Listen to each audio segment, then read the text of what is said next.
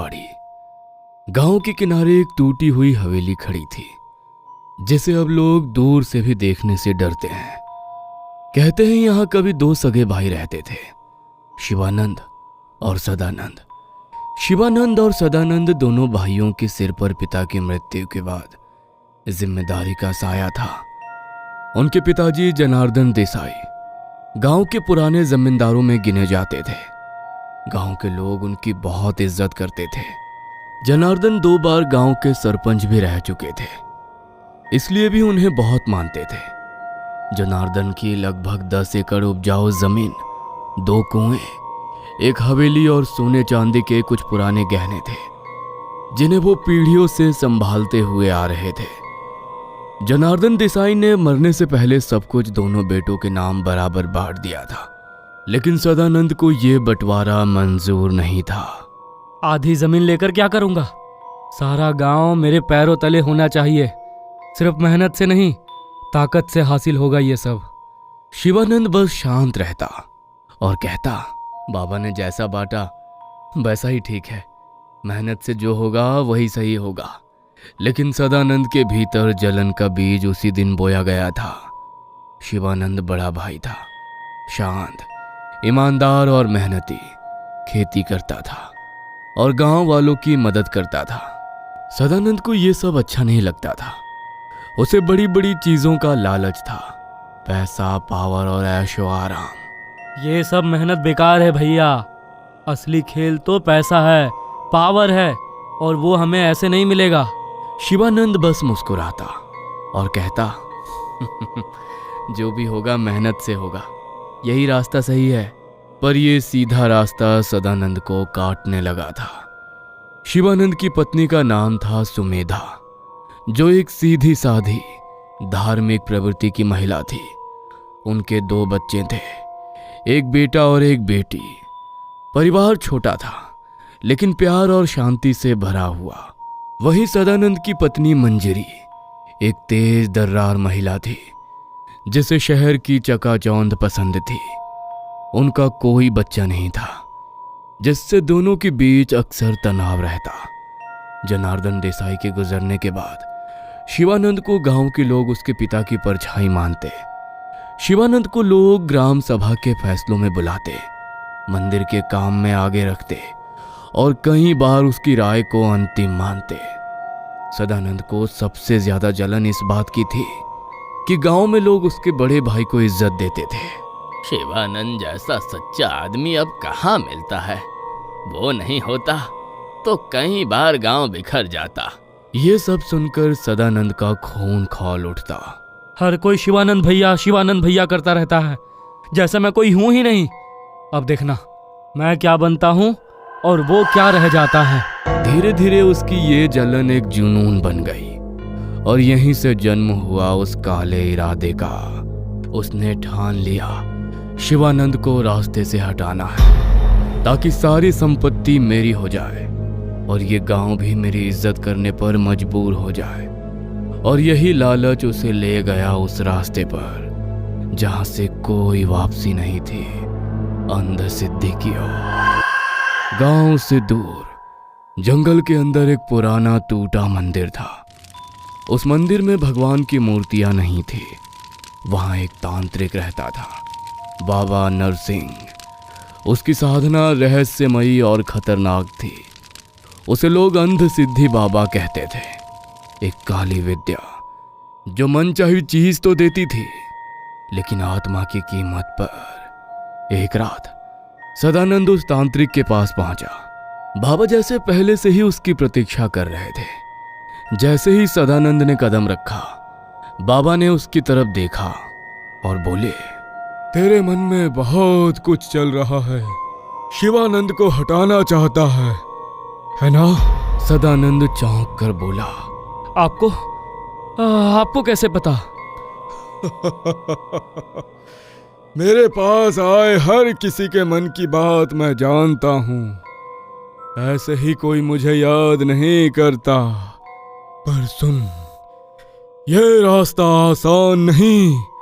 अंध सिद्धि मांगती है शरीर, खून और वक्त। हर पूर्णिमा को इसे जागृत करना होगा। एक बार शुरू किया तो लौटना मुश्किल होगा। दोबारा सोच ले, अब भी समय है। मैं तैयार हूं। वो भाई अब नहीं रहना चाहिए, मुझे सब कुछ चाहिए। बाबा ने सिर हिलाया और कहा, ठीक है, पर ध्यान रखना, जब विद्या पूरी हो जाएगी तब मैं तुझे एक बात बताऊंगा। वही बात तुझे इस विद्या के दुष्प्रभाव से बचाएगी। भूल गया तो तू भी इस आग में जल जाएगा। 2 दिन बाद पूर्णिमा की रात है।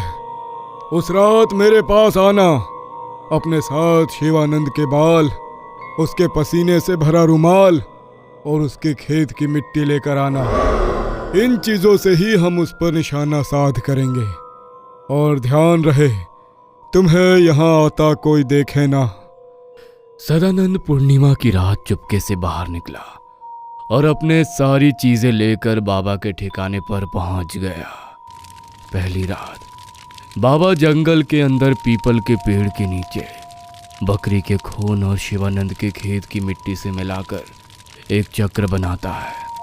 उस चक्र के बीच शिवानंद का रुमाल और उसके बाल रखे जाते हैं और बाबा मंत्र पढ़ता है। दूसरी रात उसी स्थान पर शिवानंद का नाम लेकर 21 बार मारण मंत्र पढ़ा जाता है।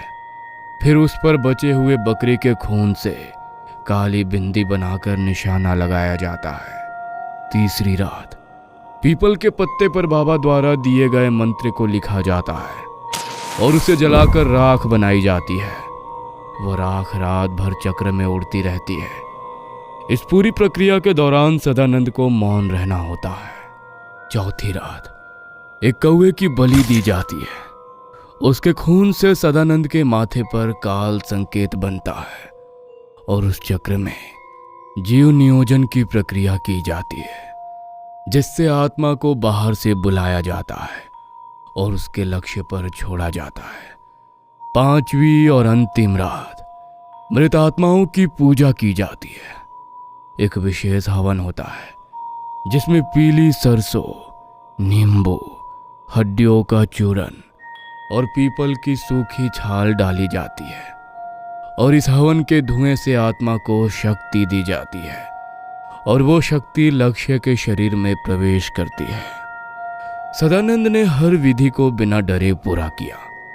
हर रात के बाद उसका चेहरा और चाल बदलने लगी थी, जैसे उसके अंदर कोई ऊर्जा भरी जा रही थी। जब पांचवी रात पूरी हुई, बाबा ने उसे एक जरूरी बात बताई। अब तुझ में अंध सिद्धि की विद्या आ गई है। तुझे हर पूर्णिमा को इसी पीपल के नीचे नाग बलि यंत्र के सामने दिया जलाना होगा और मंत्र पढ़ना होगा। ये तेरे और अंध सिद्धि के बीच की डोरी है। अगर तू ये भूल गया तो अंध सिद्धि तुझसे सब कुछ ले लेगी। अब तू घर जा सकता है और जाते समय पीछे मुड़कर मत देखना। कुछ ही दिनों में शिवानंद की तबीयत बिगड़ने लगी। रात को चीखता, खुद को नोचता और अजीब सी बातें करता। कोई मेरा दम घोट रहा है, कोई मेरे कान में फुसफुसाता है। उसकी पत्नी सुमेधा ने गांव के वैद्य, तांत्रिक और यहाँ तक कि शहर के डॉक्टर तक से इलाज करवाया, लेकिन कोई फायदा नहीं हुआ। उनको लगा किसी के नजर का असर होगा, लेकिन सच्चाई कुछ और थी। वही सदानंद अब देखता और चुपचाप मुस्कुराता। वो जानता था यह असर उसी काली विद्या का है, लेकिन अब उसे इंतजार था शिवानंद की मौत का। धीरे धीरे शिवानंद बिस्तर पर पड़ गया। चेहरा सूख गया, आंखें गड्ढों में धंस गईं, शरीर हड्डियों का ढांचा बन चुका था। एक रात उसने बिना एक शब्द कहे अंतिम सांस ली। वो चला गया। जैसे ही उसकी चिता बुझी, सदानंद ने तुरंत कागजी कार्रवाई शुरू की। उसने सारी जमीन अपने नाम करवाई, हवेली और गहनों पर कब्जा कर लिया। कर्मचारियों को रिश्वत देकर उनकी मदद से उसने सारी वसीयत बदलवा ली। अब सब कुछ मेरा है और शिवानंद का परिवार वो भी बाहर जाएगा। उसने सुमेधा और उसके बच्चों को हवेली से निकाल दिया। इस घर का मालिक मैं हूँ। तेरा पति अब नहीं रहा, इसलिए तू अपने बच्चों के साथ यहाँ से निकल जा। मंजरी ने एक बार भी विरोध नहीं किया। वो भी अब खुद को रानी समझने लगी थी। अब सदानंद नई गाड़ी में घूमता, सोने की चैन पहनता और शहरों में मौज करता। वह गांव वालों के सामने भी घमंड से पेश आता। कई बार जानबूझकर ग्राम सभा की बैठकों में जाकर अपनी राय थोपता, छोटे किसानों की जमीन पर दबाव डालता और यहाँ तक कि मंदिर के कार्यक्रमों में पैसे देकर अपनी शान दिखाता। अब इस गांव का असली राजा मैं हूँ। शिवानंद जैसा सीधा साधा आदमी सिर्फ लोगों की दया से जीता था। मैं ताकत से राज करूंगा। धीरे धीरे वो अपने ऐशो आराम और शराब के मोह में इतना डूबता गया कि उसे ये भी याद नहीं रहा कि उसे ये सब कैसे मिला था। पूर्णिमा दर पूर्णिमा बीतती गई, लेकिन पीपल के नीचे दिया जलाना और नागबली यंत्र की पूजा सब छूटता गया। बाबा नरसिंह की चेतावनी अब बस एक भूली हुई बात थी और अंध सिद्धि इंतजार कर रही थी अपने हिस्से के लिए। अंध सिद्धि की पूजा हर पूर्णिमा को करनी थी, लेकिन अब सदानंद के जीवन में सिर्फ ऐश, घमंड और नशा बचा था। एक रात उसने देखा घर की दीवारों पर अजीब लाल रंग के हाथों के निशान पड़ने लगे, जैसे किसी ने खून से सने हाथ दीवार पर लगाए हो। एक रात सदानंद ने सपना देखा, धूल से घिरे खेत और बीच में शिवानंद की सड़ी हुई लाश पड़ी थी। उसकी आंखें गड्ढों में धसी हुई थी, चेहरा गल चुका था और होठों से काले कीड़े निकल रहे थे। पूजा कभी करना साहे रे सदानंद। सदानंद डर के मारे पीछे हटने लगा, लेकिन तभी उसके सामने उसका अपना ही चेहरा, पर गल चुकी त्वचा, आंखों से काला खून बहता हुआ और होठ जो फटे नहीं बल्कि सील दिए गए थे। उसका ही विकृत रूप जिसे वो सपनों में भी नहीं देखना चाहता था। और वो रूप धीरे धीरे मुस्कुराया और बोला, तुझ्या आत्म्याची वेला झालिया है। अगले ही पल सदानंद चीखता हुआ बिस्तर से उठा, पसीने से तरबतर। अगले दिन जब उसने शर्ट उतारी, मंजरी ने देखा उसके शरीर पर जलन शुरू हो गई। पीठ पर नाखूनों से खरोच के निशान पड़े थे। मंजरी के कहने पर उसने मंदिर के पुजारी को घर बुलाया। उस पुजारी ने कहा, सदानंद भाऊ, पूर्णिमा की रात पीपल के पास पूजा करनी होगी। आपके घर की स्थिति भी आजकल अजीब लग रही है। पर सदानंद हंसकर टाल देता। काला जादू मैंने किया है, उसे मैं ही चला सकता हूँ, किसी पूजा की जरूरत नहीं। अब असर बढ़ने लगा। एक रात 2 बजे उसकी आंख खुली।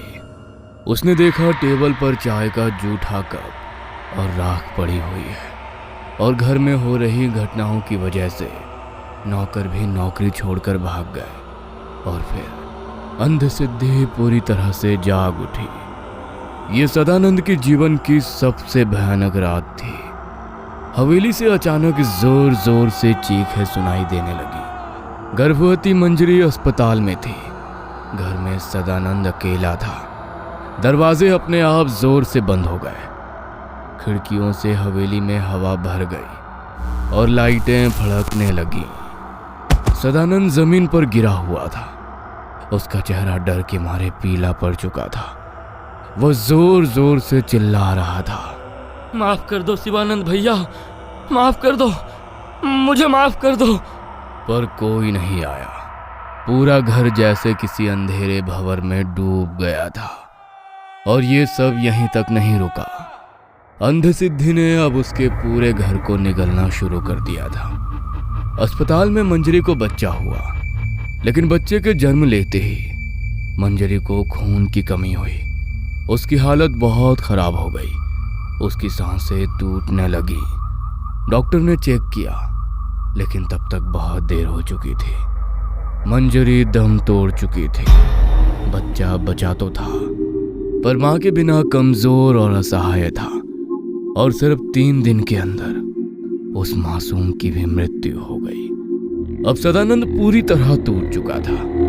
हवेली की हर दीवार उसे घूरती, हर कोना शिवानंद की परछाई से भरा हुआ था।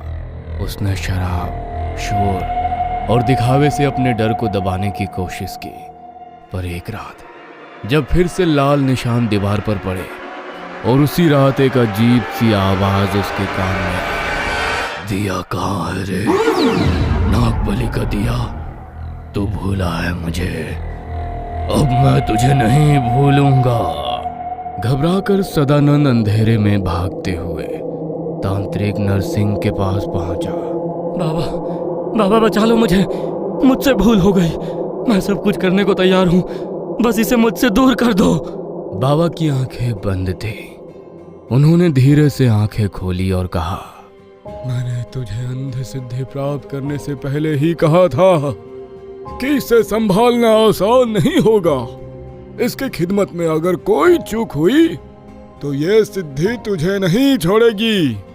अब मैं कुछ नहीं कर सकता। उस रात सदानंद पूरी तरह टूट चुका था। अंध सिद्धि अब उसके सिर पर सवार थी। उसका शरीर कांप रहा था। दरवाजे अपने आप बंद हो गए और परछाइयां उसके चारों ओर घूम रही थी।